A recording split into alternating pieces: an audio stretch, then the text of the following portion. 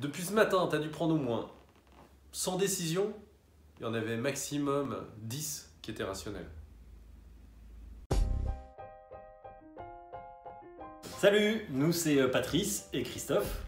Ça fait maintenant pas mal d'années qu'on travaille dans le design de services innovants et à force d'interviewer des centaines et des centaines d'utilisateurs, on s'est rendu compte de l'écart qui existe entre, d'une part, ce qu'ils nous disent, ce qu'ils imaginent, ce qu'ils projettent, et d'autre part, ce qu'ils font vraiment dans la vraie vie. C'est la question qu'on s'est posée et c'est en essayant d'y répondre que l'on est tombé sur un champ scientifique assez incroyable, pas tellement connu en France alors qu'il est pourtant incroyablement bien documenté. Et ce champ s'appelle l'économie comportementale, tout simplement l'étude de la manière dont on prend nos décisions. Ce qu'on apprend partout d'un point de vue universitaire, c'est que l'homme prend des décisions qui sont censées être rationnelles. La réalité, en fait, c'est que c'est pas du tout ça.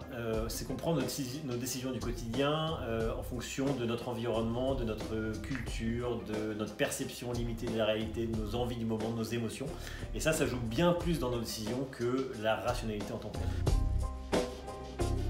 Alors, quand on conduit et qu'on fait un petit SMS pour répondre aux copains qui nous écrivent, quand on prend un café gourmand alors qu'on avait dit qu'on ferait attention, ou que je vais dans le resto A plutôt que dans le resto B, simplement parce qu'il y a un petit peu plus de monde dedans. Oui, et c'est ça qui est super en fait, intéressant, c'est que comprendre ces biais cognitifs, c'est-à-dire toutes ces choses qui perturbent notre rationalité, eh bien ça nous permet de décrypter, mais surtout d'activer les leviers comportementaux qui sont à l'origine de la manière dont nous prenons nos décisions. Et c'est d'ailleurs de là qu'est né le nudge marketing. On trouve que ce qui est plus approprié, c'est le terme de hacking comportemental. Être le hacker non pas du web, mais être le hacker de comportement avec des objectifs qui sont soit économiques, soit sociaux.